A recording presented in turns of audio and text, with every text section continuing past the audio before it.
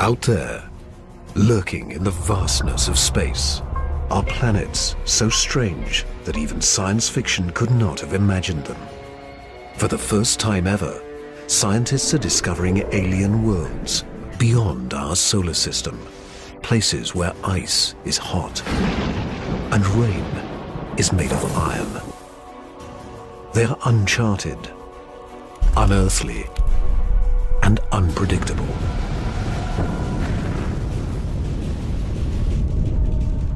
And somewhere, hidden among these strange new worlds, scientists seek the greatest discoveries of all.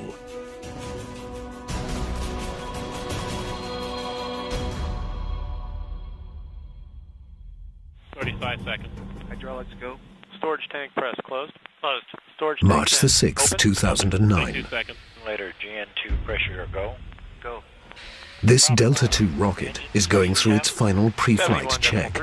71.3. Prop 1. Engine start, 1-0, and liftoff. It is the start of an extraordinarily ambitious mission.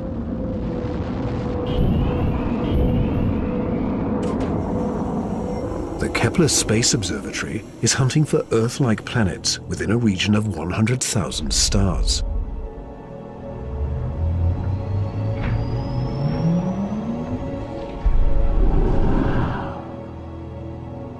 It is the culmination of a journey that began more than a decade ago, with one of the most profound scientific discoveries ever made.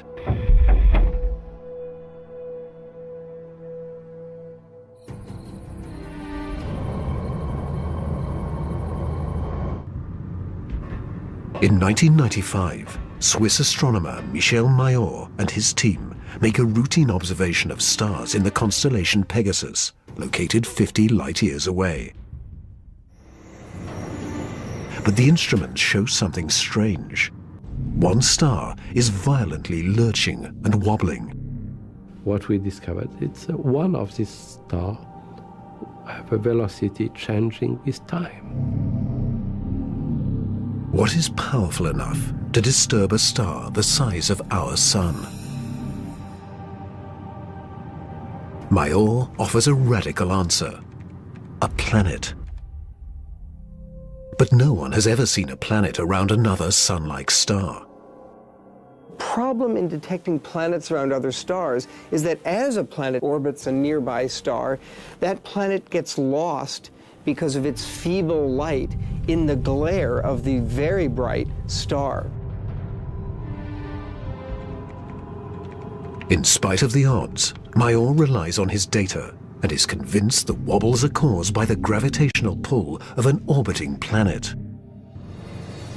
When I read this claim from Michel Mayor, I was very skeptical. There had been many false claims of the first planet ever discovered around another star, and I thought to myself, oh boy, here we go again.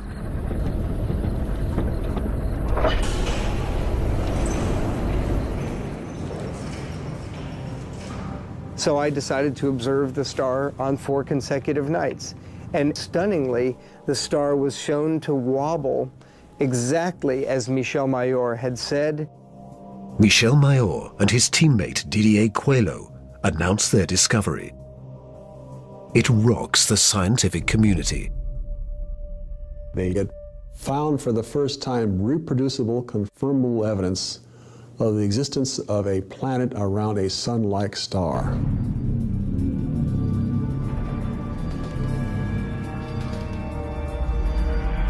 Officially called 51 Pegasi b, the planet is nicknamed Bellerophon in honor of the Greek hero who tamed the winged horse Pegasus.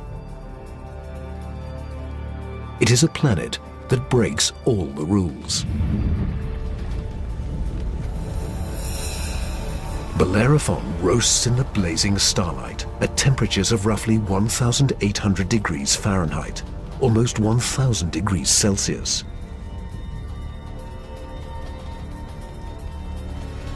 It is nearly 150 times more massive than Earth and is a gas giant like Jupiter. A gas giant is a planet made mostly of hydrogen and helium. Only the outer layers are gas, but inside, hydrogen and helium is compressed to huge, huge, huge pressures. It doesn't resemble a gas at all. Unlike anything found in our solar system, this is an entirely new class of planet, what scientists call a hot Jupiter. If you go to Hawaii and see the lava flow there, that's how hot a hot Jupiter is. It's very, very hot. The Earth is a comfortable 93 million miles, or 150 million kilometers away from the Sun. These hot Jupiters are roughly 100 times closer, and so the amount of sunlight that they get is 10,000 times larger. If this represents a star, and this a hot Jupiter is 3 to 4 stellar diameters away from the star. So that would be 1, 2, 3. This is how close a hot Jupiter would be to its star. Hot Jupiters are tidally locked. They present the same face to the star at all times, just like the moon does to Earth. It's going to be permanent daylight on one side and permanent nighttime on the back. If I were stuck on a hot Jupiter, I'd want to be on the back side and hope that some of the heat from the front side facing the star would make its way around the back.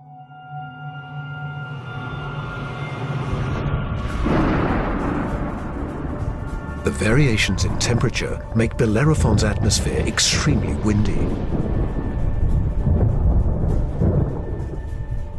As the air is cooked by the star, it rises. Cooler air rushes downward to replace it, just as it does on Earth. The wind howls at thousands of kilometers per hour, far beyond anything we could ever withstand. The heat blast guarantees water vapor cannot exist, but that doesn't mean there is no rain. It's far too hot for water liquid clouds to form here, but instead these clouds would be made out of iron. Iron vapor can exist at much higher temperatures than water. And because of that, things could get a little messy.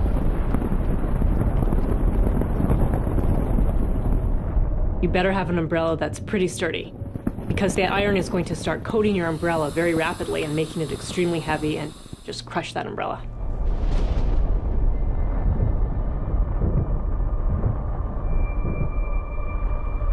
The sky overhead is filled with dancing curtains of color. Charged particles from the nearby star make auroras far more extreme than the northern lights on Earth. There is something else unique about this newly discovered world. Bellerophon orbits its sun in a blistering 4.2 days. No self-respecting planet goes around a star in 4.2 days. None of the planets in our solar system take such a short amount of time. For scientists, the tiny orbit challenges long-held notions of how planets form. The fact that the planet was orbiting every 4 days was a total puzzle until one night in the middle of the night I woke up and said, well, this must be proof that planets migrate inwards. They don't stay put where they are. The key to the puzzle is found in how planets are made. Planets are a byproduct of star formation. When stars form, they have a disk of dust and debris around them, and out of that debris, planets form. Much of what we know comes from the Hubble Space Telescope as it aims at regions like the Eagle Nebula.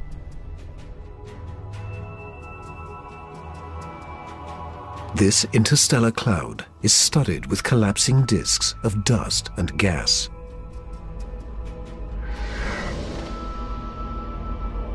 A giant clump grows in the center of each disk. Temperatures reach a searing 10 million degrees Celsius. The same nuclear fusion that powers our sun is unleashed.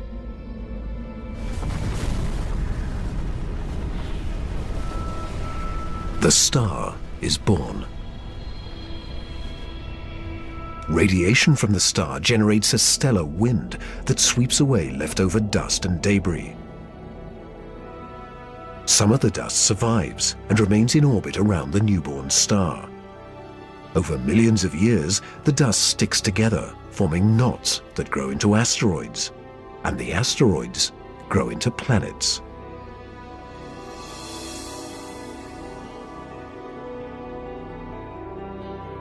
These planets migrate through the disk until they find a stable orbit. This is why Bellerophon is so close to its parent star. But one newly discovered world has found its stable orbit in a place no planet should ever go.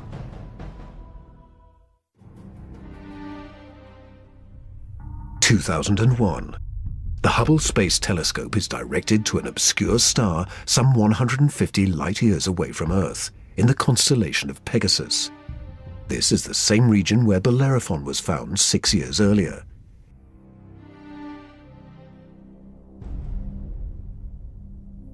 Hubble is tracking another hot Jupiter, discovered by astronomer Jeff Marcy.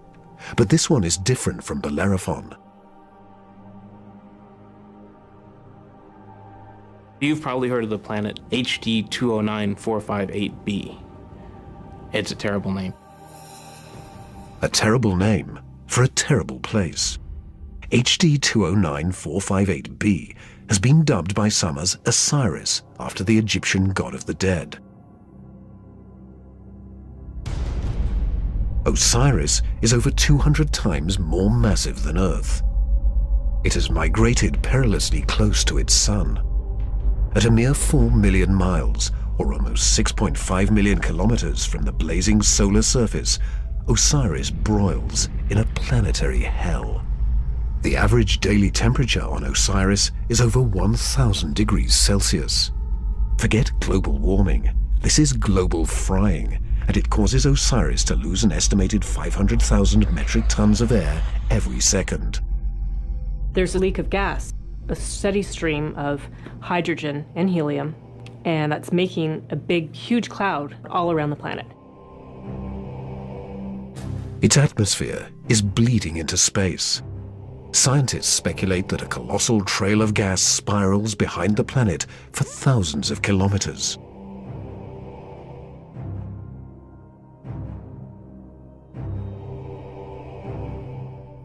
Osiris presents an unprecedented opportunity for astronomers. Using Hubble, they analyze the alien planet's bloated atmosphere.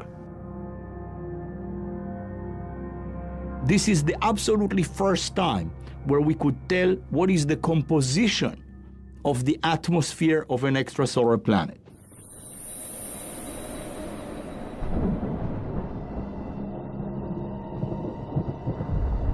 Surprisingly, Hubble detects many of the basic chemicals needed for life. Sodium, carbon, hydrogen, and oxygen. But Osiris is far too hot for life as we know it. There may be other forms of life, however, that thrive on higher temperatures. But there's no solid surface as we know it on a hot Jupiter. So this life would have to be just tiny little microbes floating around on aerosols. And on our own Earth, we have life that floats around in our atmosphere. But that life didn't start there. So life almost certainly would not exist on hot Jupiters. Astronomers have discovered many hot Jupiters since Bellerophon was found in 1995. But conditions on these worlds rule them out as places where the drama of life can unfold.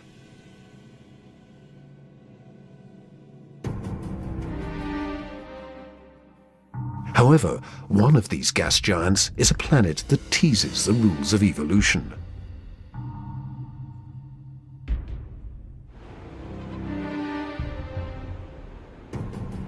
Astronomer Jeff Marcy discovers something shocking about a planet orbiting a star called 16 Cygnus b, located some 70 light-years away in the constellation of Cygnus, the Swan.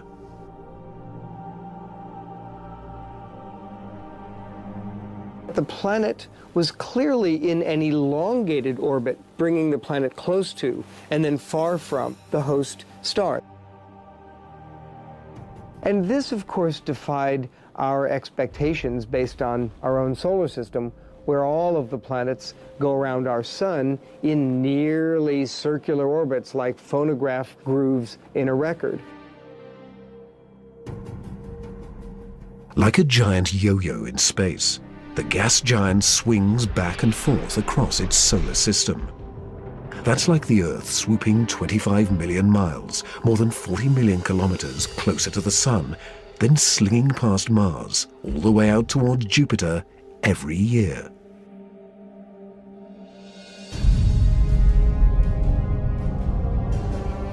And like all of the gas giants in our solar system, this yo-yo planet probably has an entourage of moons. Marcy speculates that one of these moons could be similar to Earth. And here's where the interesting story begins. Imagine a rocky moon with lakes, oceans, maybe streams and waterfalls on the surface. The moon orbiting its planet, the two of them orbiting the host star. Unlike the airless moon that circles the Earth, this moon is a world with extreme seasons. On Earth, the seasons are caused by the tilt of our planet. Here, they're caused by the elongated orbit.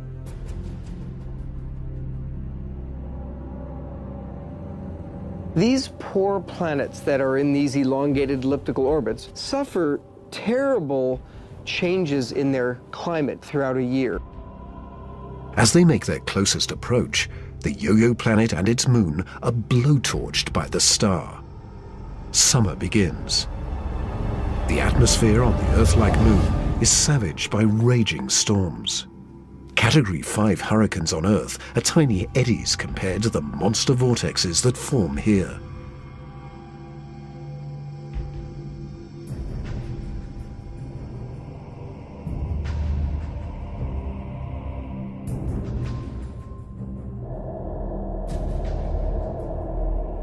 The clouds thicken as the water evaporates. Temperatures rise dramatically. Any water or gases would heat up, and indeed the oceans would boil into steam, so you'd end up with a big steam bath. During the peak of the summer, the entire moon is smothered in temperatures of more than 400 degrees Celsius. This is the closest approach to the star. During its 26-month orbit, the summer season is barely 2 months long. But what a season!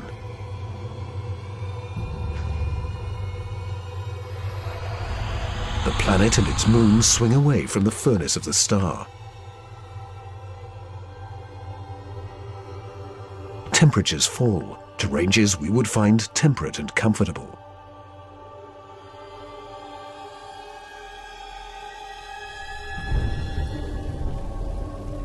With the coming of autumn, the rains return to the parched and roasted moon.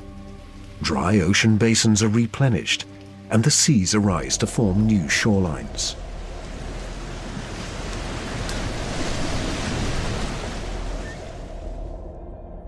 Tranquility prevails as the yo-yo planet and its moon slip into the deep freeze of winter.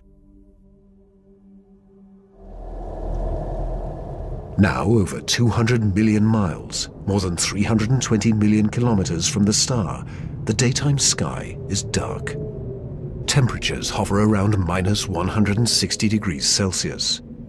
The oceans freeze, and the polar ice caps expand across the moon's surface into a globe-girdling sheet of ice many kilometers thick. Winters are long, lasting 17 months.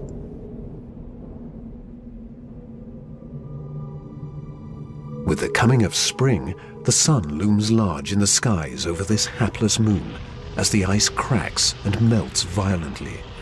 Huge icebergs carve into a stormy and fast-rising ocean.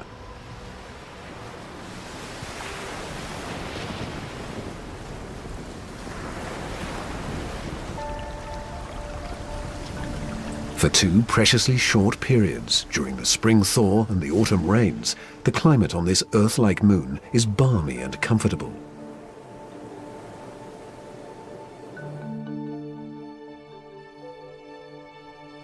At a distance of 93 million miles, or 150 million kilometers from the star, roughly the same distance as Earth from the Sun, the elliptical orbit of this planet and its moon crosses an area around the star some scientists call the Goldilocks zone. The conditions here are just right for life. If you're too close to the star, then it's too hot. If you're too far away, then it's going to be too cold and everything's going to be icy. But then if you're right in the middle, it's just right. Every star has a Goldilocks zone. Where that zone is depends on the size and temperature of the star. In our solar system, Venus marks the inner boundary and Mars the outer boundary. Earth and its abundance of life is right in the middle. The Yo-Yo planet passes through the Goldilocks zone twice a year, for 3.5 months during the spring as it races inbound, and again in the autumn for 3.5 months as it hurtles back into the colder reaches of space. Could life survive the conditions outside the Goldilocks zone?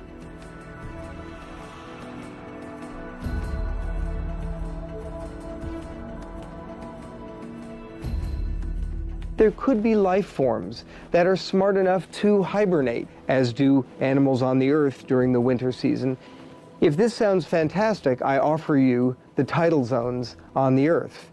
On the tidal zones, life proliferates, of course, near the seashore, and they do so despite tides. The water coming in, covering many of the life forms, the water going out at low tide, and yet those species survive perfectly well.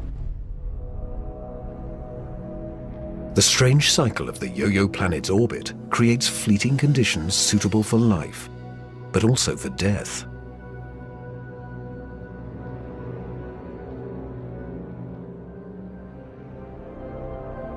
Some alien planets are even more bizarre.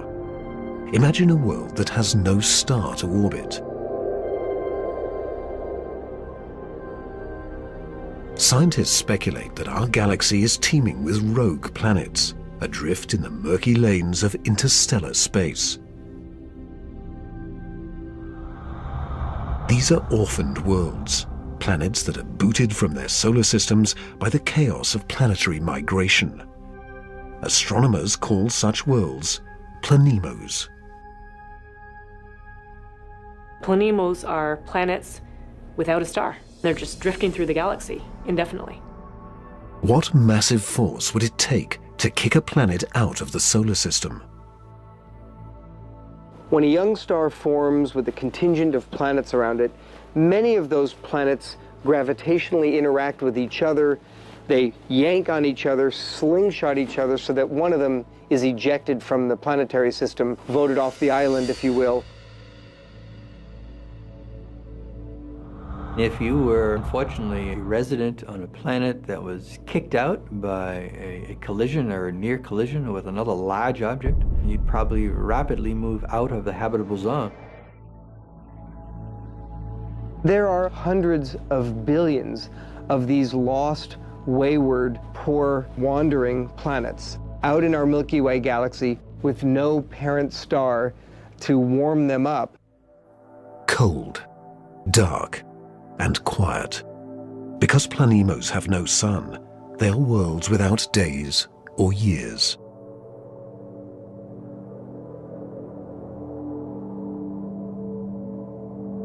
They keep vigil through an eternal night. Planemos are solitary wanderers, sentinels of the galaxy.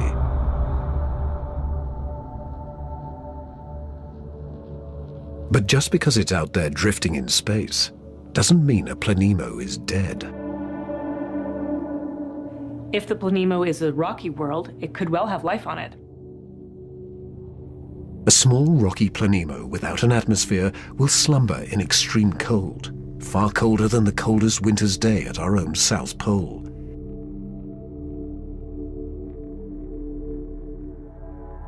But a planemo large enough to retain an atmosphere traps the heat generated when the planet was first formed. It is the ultimate greenhouse effect. The heat and energy comes from the molten core deep inside the lonely planet.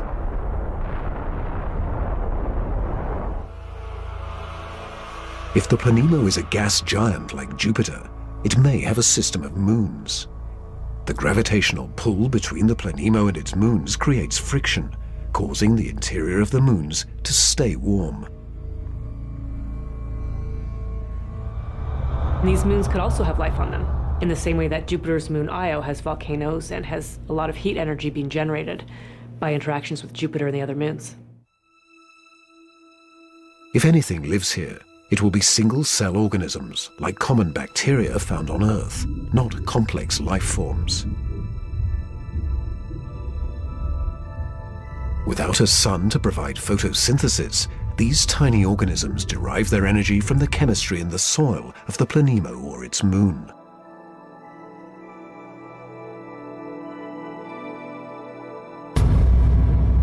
Similar conditions do exist on Earth. Colonies of bacteria are found deep within mine shafts in South Africa.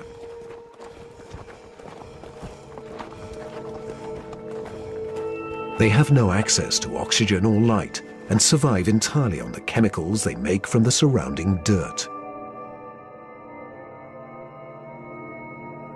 Their metabolisms are extremely slow, and they reproduce only once every 1,000 years. If life dwells on a sunless Planemo, it could be organisms like these, marooned when their planet was young.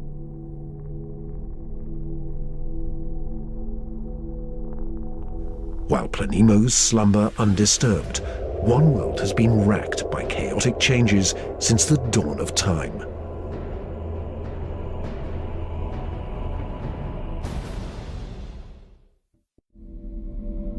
In 2003, astronomers confirmed the existence of a relic from the dawn of time in the constellation of Scorpius.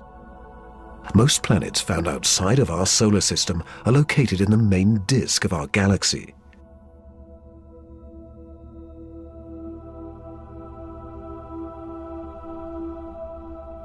But this world is perched high above the plane of the Milky Way in a cluster of nearly 10,000 primordial stars.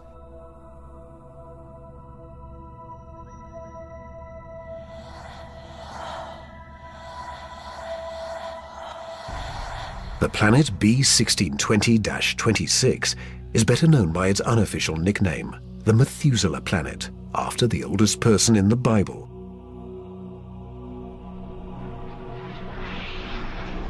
The reason this has been known as the Methuselah planet is because that cluster is about 12 billion years old or so.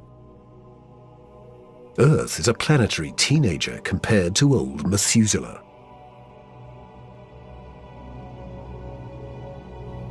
Roughly 8 billion years before the Earth is formed, Methuselah is a young gas giant, perhaps with raging tempests and an entourage of moons.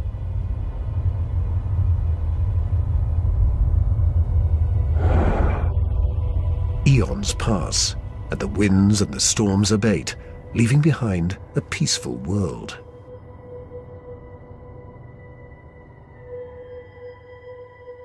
Suddenly, two stars loom in the sky. These are the burned-out cores of long-dead stars haunting the cluster. In the very dense environment of a globular cluster, you have lots of stellar collisions, near collisions, systems in which one star is kicked out and another one kicks in. In a cosmic dance of gravity, similar to the migration of planets, one of the stars is kicked out and replaced by Methuselah's parent star.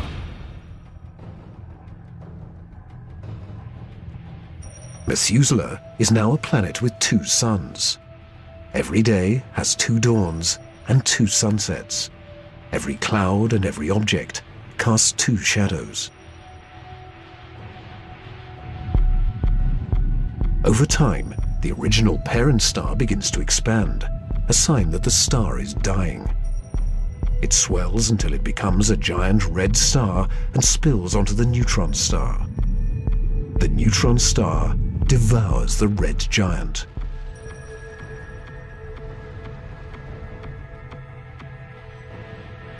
Today, Methuselah is a world imprisoned by the skeletons of two dead stars, the stripped core of the red giant and its companion, the pulsing neutron star.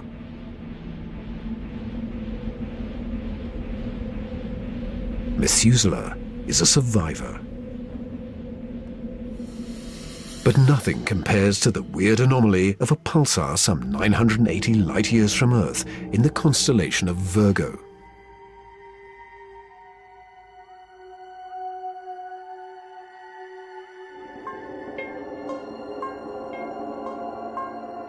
From afar, a pulsar looks like a blinking light, but up close, pulsars machine gun their surroundings with deadly radiation. They are no place for planets. Yet something interferes with the precision of this pulsar. One explanation is that the anomaly is caused by a planet. But many astronomers are skeptical that planets orbiting a pulsar can exist.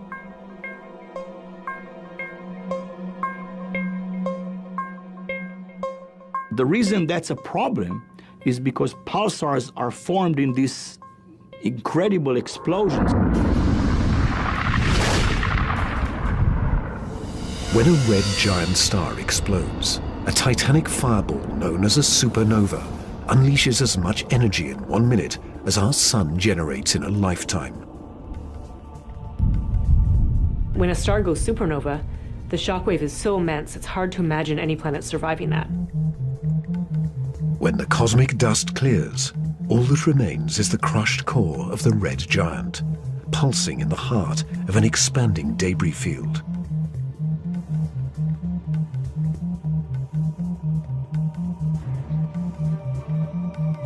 Matter blasted from the colossal explosion falls back to the pulsar and forms a disk. Within this chaos, a new world arises, born from fire and destruction, a planetary zombie raised from the carcass of the former red giant star. It's amazing that planets could form in that environment. A planet orbiting a pulsar will give you the feeling of being in a disco bar with a very strong strobe light, which is the pulsar.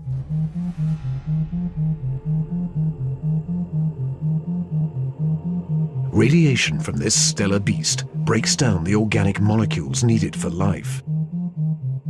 The pulsar has these very strong magnetic fields that are being spun around as the star is rotating quickly, and it's picking up any material, electrons, protons, and speeding them up and slinging them out at high speed. So it's like a solar wind with a vengeance.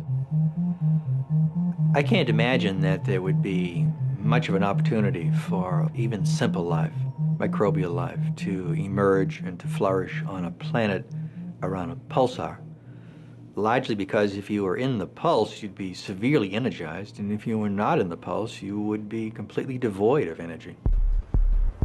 The discovery of pulsar planets shows how new worlds can form in the wake of a star's destruction. No matter where a planet arises, the process of its birth is fraught with danger.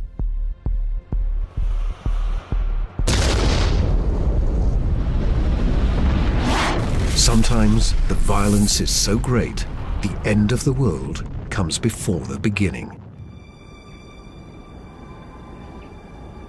2007, astronomers using the giant Gemini North Telescope make a strange discovery in the Pleiades cluster, some 400 light-years from Earth.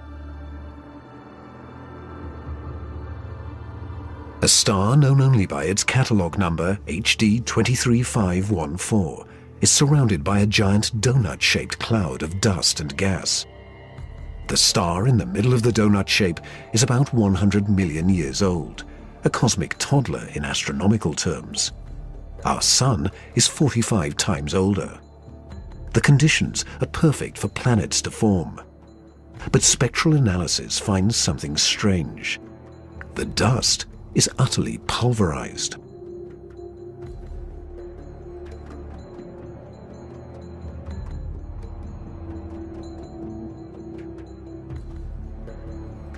Typically, a newborn star is surrounded by fledgling planets.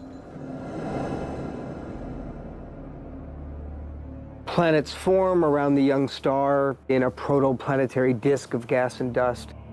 And then these planets go on their merry way orbiting the star, not realizing that they're in an orbit that's too close to another planet. Billions of years ago, two primordial planets orbiting HD 23514 are spinning towards doom. As the two worlds close in, tidal forces torque each planet from spherical to egg-shaped.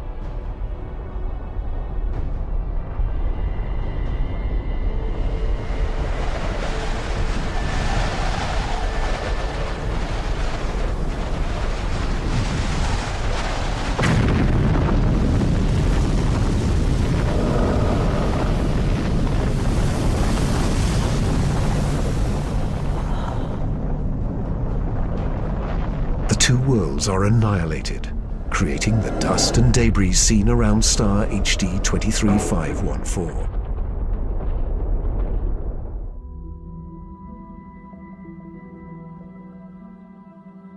There is a new planet out there, a planet we were not aware of existing before.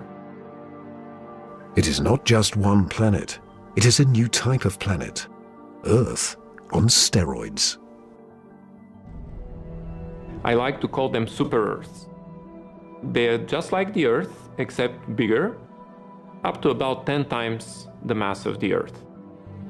One family that the super-Earths resemble just like our own Earth, continents, oceans. Some of them may be very dry, like Mars. And then another family that we call water worlds or ocean planets that are completely covered with water.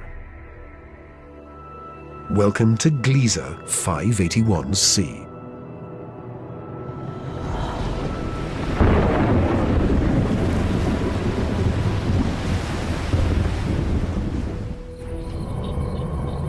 This planet was found by Michel Mayor, and it orbits with two other planets around a very small star. It is only 20 light years away in the constellation of Libra. It is one of the smallest terrestrial planets found beyond our solar system. But that doesn't mean Gliese 581c is small. It's still a super-Earth with 5 times the mass of our home planet. And it is the possibility of finding liquid water that gets scientists excited.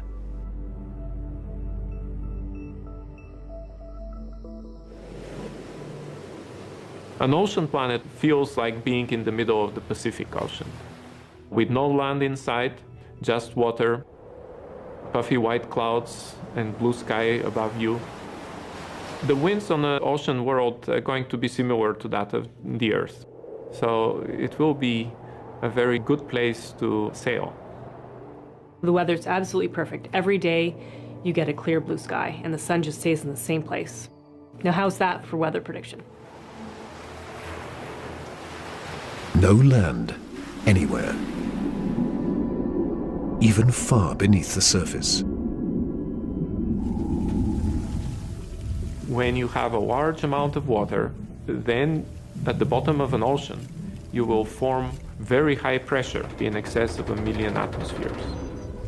And that pressure will compress the liquid water, that is the ocean, into a state which we call ice 7.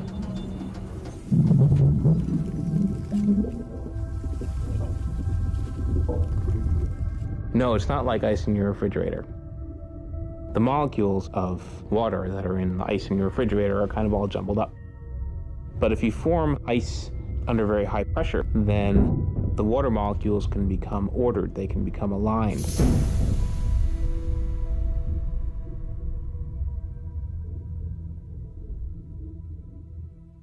I can show you a crystal that is a very good analog to ice 7.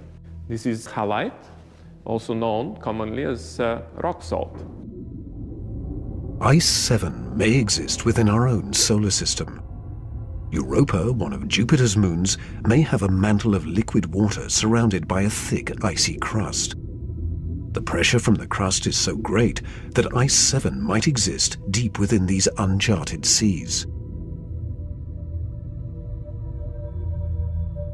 If we scale up and thaw out Europa, it may be a water world similar to Gliese 581c.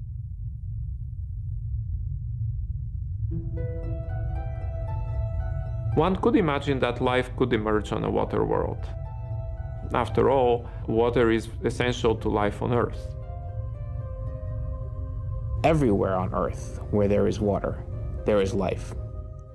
You cannot find a sterile drop of water on Earth unless you put it in the microwave yourself. On this water world, there could be bacteria or any kind of life in the ocean itself.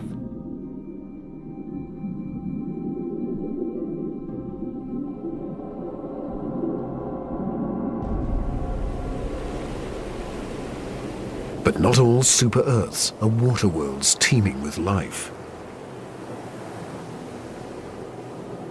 When we talk about super-Earths, we talked about two major families of mostly rocky with some water and mostly water with an endless ocean. But one has to add to those a third family of probably very rare super-Earths and Earth-like planets, which are called carbon planets. A carbon planet is unlike anything we've ever seen anywhere. A place with an alien chemistry, but loaded with very earthly treasures.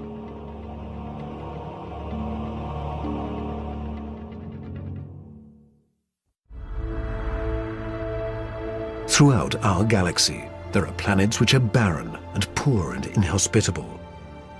But science is on the trail of a new type of planet, an entire world of treasure.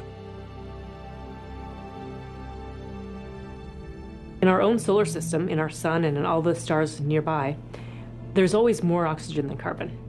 But if we think of a place in the universe where there's more carbon than oxygen, then planet formation is very different. Spectral analysis shows carbon to be far more plentiful 26,000 light-years away, near the center of our galaxy. Planets that form here may contain a rich abundance of carbon.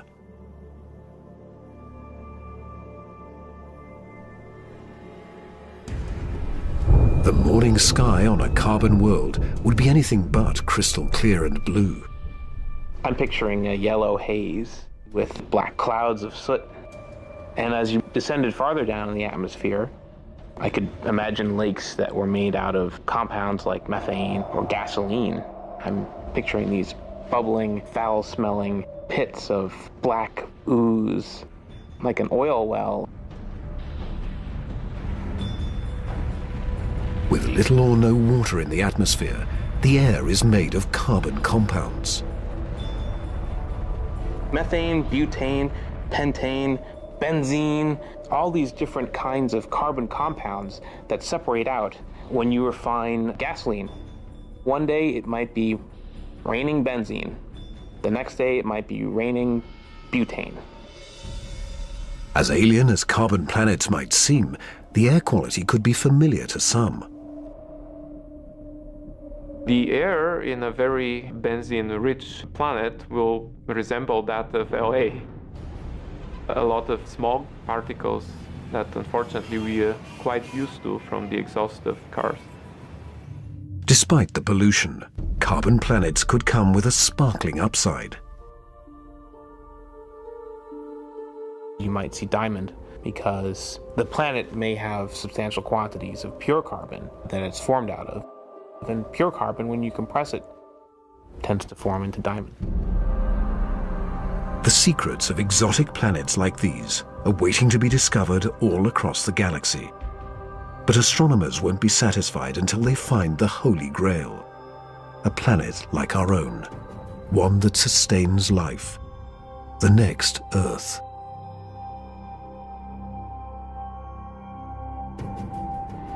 People always ask me, do I think we're going to find another planet like Earth? And I answer, absolutely. Every star is likely to have planets roughly the same size as our Earth. We think that essentially every star has several Earth mass or super Earth mass planets. So if you have, say, 200 billion stars in the galaxy, that may mean there are 400 billion Earths in the galaxy or more. 400 billion Earths.